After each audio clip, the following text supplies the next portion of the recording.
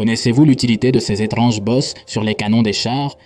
Vous avez probablement remarqué une étrange bosse sur les canons des chars principalement occidentaux, ceux qui utilisent les canons L55 et L44 de 120 mm.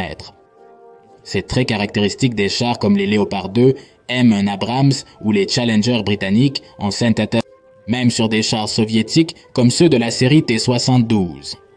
Comme tout sur les chars, cette protubérance a une fonction.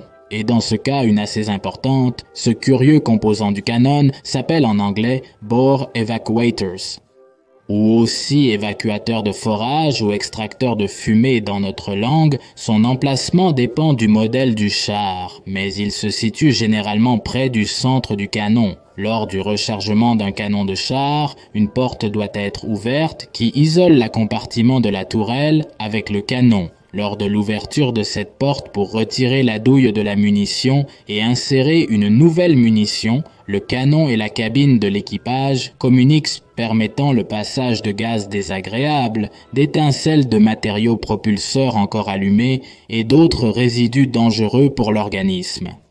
Ces gaz restent dans le canon après avoir tiré une munition et sont assez dangereux.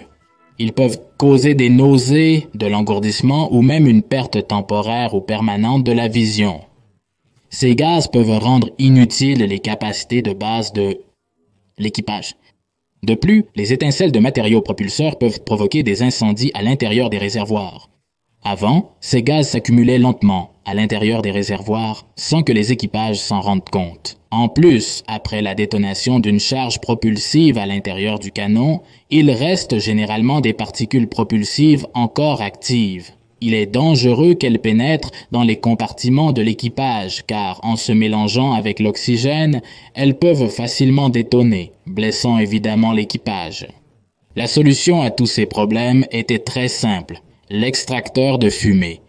Son fonctionnement est assez simple et fonctionne de manière très similaire, mais pas identique, à un silencieux pour armes conventionnelles. Il se compose d'une chambre qui recouvre le canon, reliée par plusieurs trous. Lorsqu'un projectile est tiré, la charge propulsive s'enflamme et explose, générant des gaz à haute pression. Lorsqu'il passe par l'extracteur de fumée, une grande partie de ces gaz reste piégée à l'intérieur de la chambre de l'extracteur de fumée et est retenue par les gaz qui continuent à pousser le projectile. Une fois que le projectile est sorti, la pression dans le canon revient à la pression atmosphérique, créant un effet de siphon, faisant sortir violemment les gaz retenus dans la chambre de l'extracteur de fumée vers la bouche du canon et poussant avec eux tous les résidus qui auraient pu rester à l'intérieur du canon. Communément, nous pouvons voir cette rafale de gaz sortir des canons après le passage du projectile, cette caractéristique rafale de fumée que nous pouvons voir après chaque tir étant un effet assez spectaculaire. Comme vous pouvez le voir, l'extracteur de fumée est assez utile et simple. Il n'a pas de pièce mobile et n'est qu'une chambre reliée au canon par des trous. Bien sûr, soigneusement conçu pour fonctionner, il y a des réservoirs qui résolvent ce problème de manière plus complexe, mais tout aussi efficace. Par exemple, le Leclerc français utilise un système qui utilise la surpression d'un compartiment interne pour expulser les gaz.